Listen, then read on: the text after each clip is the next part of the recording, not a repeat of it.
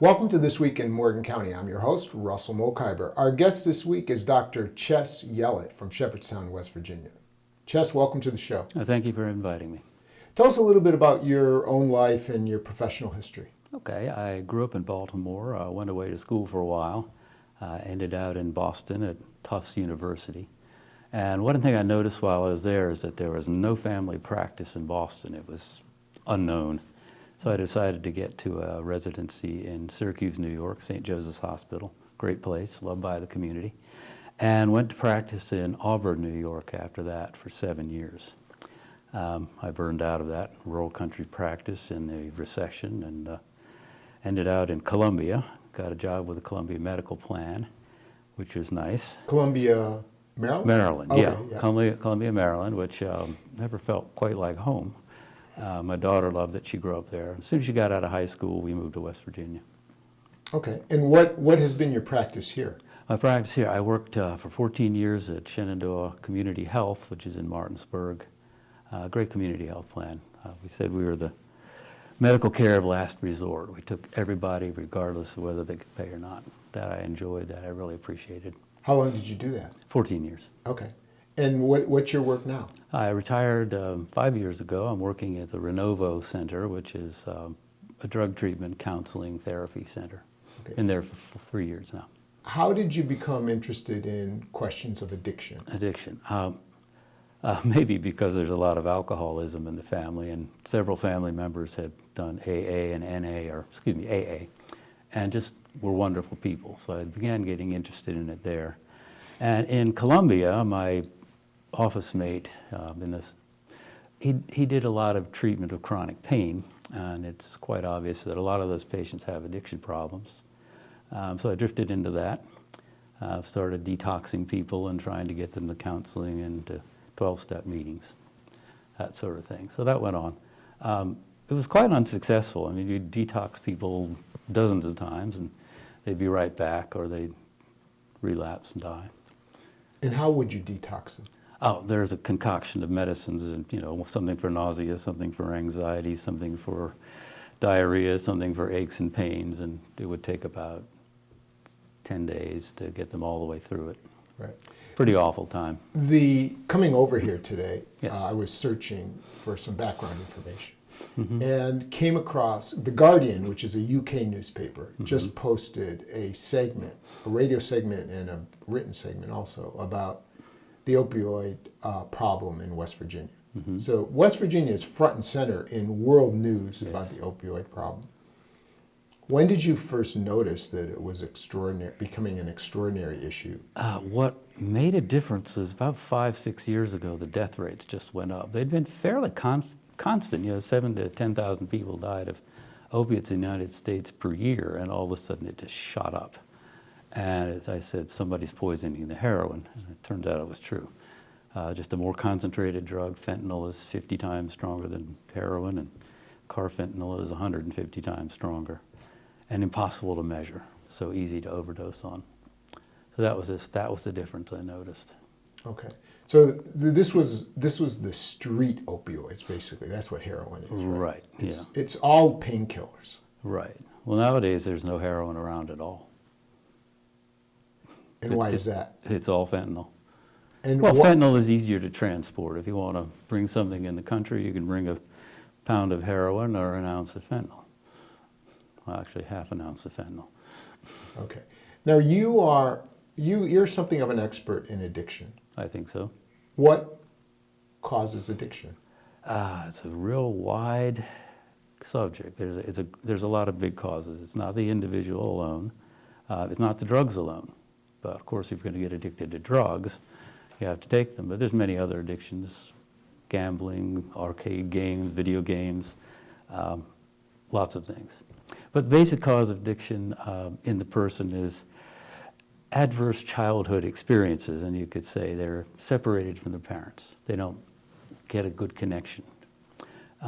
Many reasons: trauma in the family, violence, drug use, alcoholism, just being away at work too many hours of the day.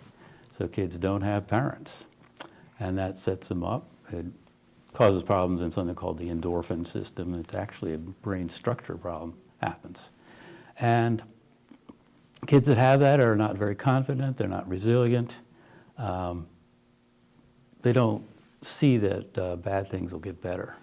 Kids that are well brought up and do fine, they're resilient. They know there's a setback, they know it's going to get better. And they get on with their lives and have a good time.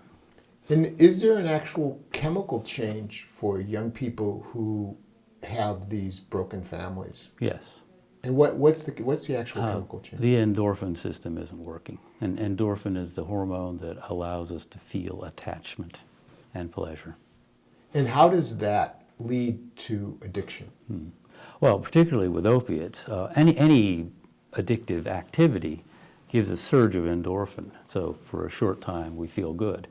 A healthy person, that surge of endorphin is fine and it's still there later. Someone with addiction, that surge of endorphin then drops off to nothing. They feel terrible. But opiates particularly, endorphin, the word orphan means morphine is sort of the same root. Opiates fit on that receptor really well and give a real blast of a nice feeling for those people who are susceptible. It makes them feel happy. Makes them feel happy, yes. Some people that begin on opiates actually function better for a time, not a very long time. They function better almost for the first time in their life. They feel confident with other people. They just have relaxed, they're noticing pleasure, it's great.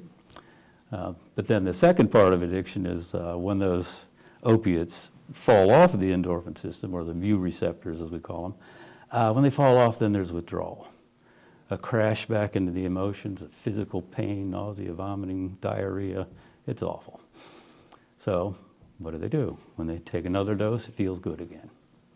And one of the problems with anything that's addictive is you get less and less pleasure out of it and more pain as you keep going.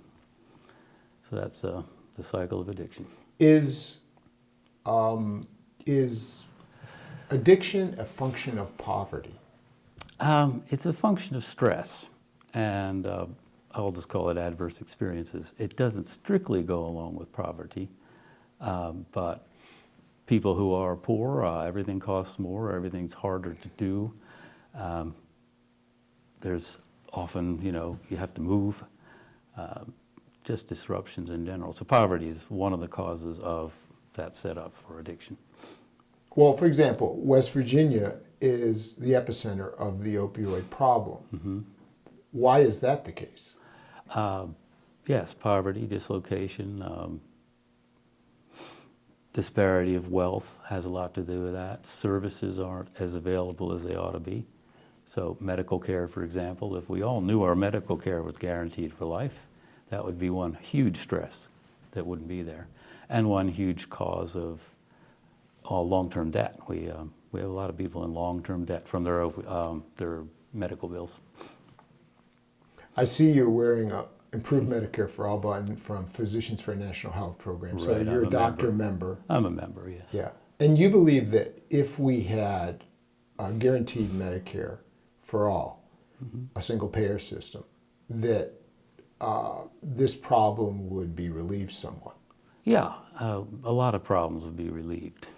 We have a death rate from lack of insurance. People don't go for their care, wait too long, don't get their medicines. We have probably 20,000 or so people a year in America die from lack of health care or lack of being able to afford it. And also people go broke constantly. Probably 20 families have gone broke while we've been talking, maybe more. From medical bills, unable to pay medical. About every 5 seconds, a family goes broke. Yeah. And I've had an employee or my assistant over at Shenandoah got hit with a $90,000 bill because she couldn't afford insurance for her kid, and she had her pay docked by $9,000 for 10 years. Didn't get paid very much at the beginning. So that's a fairly typical picture. You actually treat addicts. Yes. And opioid addicts. Okay, first let's get into the origins of the people you treat, the origins of the addiction. Is it from pain from doctor-prescribed opioids primarily? Well, a good portion of my patients will say they started with an injury or an accident that had a long-term recovery, and they started on opiates for pain. And so it went. They needed more and more. They were running out before their prescription ran out, beginning to buy drugs on the street, using them quicker by injecting. Yeah, prescribing is part of it. And we were given that sales myth 20 years ago about how pain was whatever the patient said it was, and we should just treat pain, you know. And then that lie came out about these drugs are not too addictive. A lot of us saw through that very quickly. When your patient, you know, somehow lost their prescription 3 days after you did it, you know there's more of a problem. And we've talked a little bit about causes, but let's talk about treatment now. Mm-hmm. How do you treat addiction? I treat addiction with medication. And there's very good medications for opiate addiction. The others, not so much. The others being what? Oh, alcohol? Other drugs. Alcohol, gambling, methamphetamine, benzos, cocaine. But for opioid addiction, which is the problem that's front and center in West Virginia, mm-hmm. there's an answer. There's an easy, very effective treatment. It's called buprenorphine. I'm going to say Suboxone from now on because that's the dose, that's the medicine everybody knows about, and it's too hard to say the other thing. But this medicine came out about 14, 15 years ago. I had used it prior to coming here, maybe in 1998. We'd give an injection of this medicine. It came out as a pain medicine, and people would get through their withdrawal overnight. They'd feel fine in the morning. Of course, they relapsed. But it came out as a maintenance dose, a tablet you could put under your tongue, and it just took away withdrawal for starts. And people just evened out for the first time. They went to work, they took care of their kids, life was good. It really made a difference. It now comes in a strip. Why is it in a strip? They call it Suboxone strips. The strip is a patent extending device. Most drug companies, when they've got a hit drug and they come to the end of that patent, they change it in some way, advertise heavily, often knock their old product and make a lot more money. So the price of Suboxone as a tablet, it was $45 for 2 for a month, and now it's about $850 for 2 strips for a month, the same dose. And the strips will last the month? 2 strips will last I'm talking 2 strips, 60 of them a day, 2 strips a day.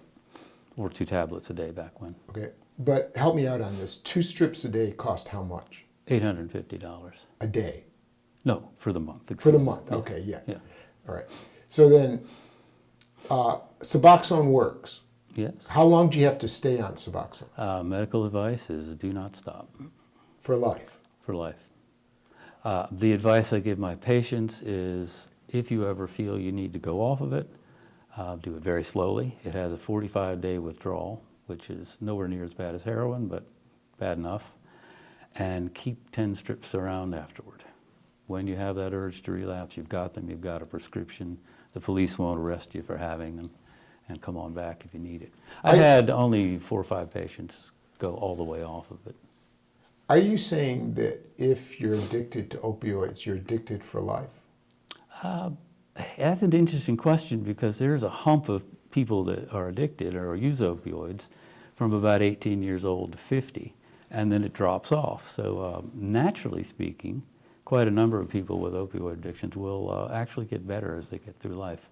So you don't say for life, you know, it's, if you really look at it, you'll find a lot of people in their 50s and 60s who had addiction when they were younger and don't now. So, but for a long time. Yeah. And Suboxone will make that addiction functional. Oh, yeah. Suboxone is an opioid, right? Yes. Strictly speaking, an opioid, but it's on the, I would put it on a par with Robitussin DM, which is also an opioid. There's a big difference between it and heroin and things like that. It, first of all, has very little effect. Very little effect at all. It has a very small opioid effect. Originally came out for pain. But the difference is on those receptors in the brain, it sticks on hard. So it basically fills up all the receptors, which with a small effect, which means that if they take any other opioids, it just doesn't get there, so nothing happens. So Do simple we as that. know? Do we know? Just let's so people have a ballpark. Do we know how many opioid addicts are in West Virginia? I couldn't begin to estimate. How many? How many But are the death rate is about 1,500 people. 1,500 people a year? Yes. 1,500 people a year, which is In top West Virginia. overdose deaths. Yeah. Which is tops in the United States. Per the state. population. Per yeah. population. And but let's say your opioid population in the Eastern Panhandle or in Berkeley County. Of those, how many are being treated with Suboxone? Probably about a quarter as many as want it. And why is that? Why is that? Why aren't people being treated? You're saying Why aren't people that- being treated? Yes. Yeah, Suboxone and other drugs are the medical standard of care. I prefer it because it's very easy to take. There's one called Vivitrol, which I have started 50 people on, and nobody's still on it. As a matter of fact, only one got past the third shot. So I think it's ineffective. But why isn't it being treated? There aren't enough programs. There's a huge amount of stigma against addiction. There's misunderstanding of what Suboxone does. And it's just hard to get it going. About 10% of the primary doctors have a license to prescribe Suboxone. It's easy to get it. It takes a day.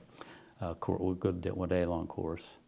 10% that have the license, only half of them prescribe at all. So it's a shame there isn't so much. It isn't available. When you say there's a stigma, are primary docs saying I don't want to prescribe opioids at all? I think what primary doctors are saying is I don't want to deal with addicts, because people with addictions or substance use disorder, they lie. If they want drugs, they will lie to you. They will manipulate. They will run out early, things like that. Yes, it's hard. It's hard dealing with people who are actively using. Why is Suboxone so expensive? Well, like I said, it's a patent extending device. The original drug was inexpensive. The generics now are about $200 a month. The company basically decided to make more money. They put it in an envelope, a little strip, said it was much safer for children. The data are that there's been about 8,600 kids have come to the emergency room in the last 8 years. 3% of them have something serious and need to stay overnight in the hospital. I have not found any recorded deaths strictly from Suboxone. You have to mix it with something else. And no kids died, and no kids had any lasting effects. Why doesn't the government allow for prescriptions? Medicare. Why doesn't Medicare allow for prescriptions of the generic brand? Oh, Medicare does. And what about Medicaid? And private insurance. Well, Medicaid in West Virginia, they simply require us to prescribe Suboxone strips. And tell us why that happened. I suspect it was political shenanigans. There's a group called ALEC that writes bills for... That's the American Legislative Exchange Council. Right. They write bills on behalf of drug support companies. campaigns of state legislatures, give them bills to introduce, and the pretext to get them passed. And I remember the detailer from the Suboxone company coming in and saying wonderful things. Suboxone will now be, much safer for children, and the legislature has made it so that we can provide this. She was pretty happy. But you're convinced that if Suboxone were readily available and affordable throughout West Virginia, we would no longer be seeing 1,500 deaths a year. I think we could cut it in half, easily. We could cut it in half. But why? And also, I got to tell you, not just if that's within the program, I think if it then escaped onto the street, which it does, it's an estimate, 20% is diverted. I know that it's diverted onto the street. Sold, given away. Most people that get it on the street, sort of half, use it just the same way I prescribe it. They do a steady maintenance dose. They go back to a fairly normal life. The others use it to stave off withdrawal when the drugs aren't quickly available. But those people they have a lower chance of dying and overdosing. And I see it as treatment, but some people would see it as crime. Would you wouldn't be in favor of over-the-counter Suboxone? I am. You're in favor of over-the-counter Yeah, Suboxone? it's, so you can just go into a CVS and buy it. Right. That would be fine by me. And the reason being is that its safety is incredibly. I mean, there are no documented overdose deaths. I cannot find any. From Suboxone alone. Now, if people pile on the alcohol and benzos, they can die while on Suboxone. The state medical examiner said if people are only on Suboxone, he's never seen a death. And I've never seen an overdose death in the last 15 years. As long as the patient continues on it, I've never seen an overdose death, not a one. Well, given all the reporting on the opioid problem in the United States, why hasn't this viewpoint risen, and why don't people know about it? I mean, I personally just learned about Suboxone from a local news story here about street Suboxone. The fact is, that's all you hear is the bad stuff. Right, and why is that the case? I don't know. It's medical assisted treatment is the standard of care in medicine. That's simple. If you're treating opioid addiction, you use medication. And I would say things like rehab and detox. You know, people go to rehab over and over and over again, probably spend $100, $1,000 a pop, 90% relapse when they get out. 10%. I have patients that relapse before they get to the office, coming directly out of detox. I don't know why Suboxone isn't well enough known. You know, it's just a shame. As we speak, news is breaking that these large drug companies and drug distributors are settling multi-million-dollar cases brought by the states. Billion-dollar cases, Billion I hope. dollar, yes, brought by the states. What, from your point of view, what is the complicity of the drug companies in this opioid epidemic? And like I said, they put out the myth that pain was whatever the patient said it is, and you know, drugs are very unlikely to be addictive, and they are. They're addictive, there's no doubt about it. One little thing is the OxyContin thing before. OxyContin, the theory of it, that it's the slow-acting, sustained release, would make it less addictive, but it was easy to crush, and so it's just really you're getting a big blast of oxycodone from one pill by crushing it or chewing it or whatever. So it was misused from the beginning. But yes, that myth. They sold a lot of drugs. They sold a lot of very expensive drugs that were not generic. And the OxyContin hooked people on opioids, and then when they couldn't get those any longer from doctors prescribing it, they moved down the line to heroin and fentanyl. Absolutely. And that's what's killing. The fentanyl is the big one, yeah. Well, in the end, people who had the tendency to be addicted when they started on medicines given by a doctor, they would want more quickly and start buying it on the street to supplement that last part of the month. If they got a month prescription, they'd run out in 2 weeks or 1 week or whatever. Yeah, that's addiction. And then finally, to close, let's just review quickly if we want to address this problem. Right. One, to cut the overdose rate, Suboxone treatment across the board. Yeah. Over the counter. I put it over the counter because of its safety profile, its effectiveness, and the fact that people stabilize, and also the fact that people that are getting it on the street stabilize, even if they're getting it illegally. And a lot of people with addictions need counseling. They need help primarily with getting a job, transportation, and place to live. There's not much data that says that psychotherapy in itself helps. It depends on the person. I have a subset of patients who just don't need any treatment other than the medicine. And then in terms of treating the causes of addiction, that's a broader social issue. Much broader. And that we're talking about poverty and social programs and wealth inequality and Medicare for all, which would go a long way to helping society and mending the social fabric. I think if everyone had the medical guarantee, that would be a major stress off of us, all of us. We all have that stress. Right. And when you go back now, will you be seeing patients in the next couple of weeks? Will you be treating patients? I treat patients at Conroe. I allegedly work 2 half days a week. It kind of runs a lot farther. Basically, my philosophy is see everybody that needs to be seen. Okay, and today. if people in Morgan County who are addicted want treatment, can they come to the center, or do you only treat Berkeley County patients? No, we treat anyone with, I have patients from, good God, as far as away as Moorfield. No, anyone with a, we primarily take Unicare insurance, some private insurance. What if people are uninsured? That's hard. That's a hard one. I wish I could see them that uninsured. I would be glad to. I actually volunteer there. Okay, you volunteer, but Yeah. in terms of payment for the drug itself, for an Well, uninsured person, they an can't uninsured get it person, done? I prescribe the low price generic. As a matter of fact, a number of my patients who don't tolerate Suboxone, I treat them with the generic, and they have to buy it on their own. I'm sorry, I don't understand. What kind of patient would not tolerate Suboxone? Someone has an allergy to naloxone, basically. That's the other ingredient. It's the same thing as Narcan. It's in the strip in the tablet. So I prescribe a generic plain buprenorphine for those people. Are there places in Morgan County, do you know?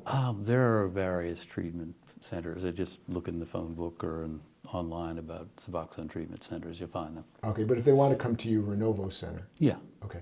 Well, there's the Shenandoah Valley, several physicians provide.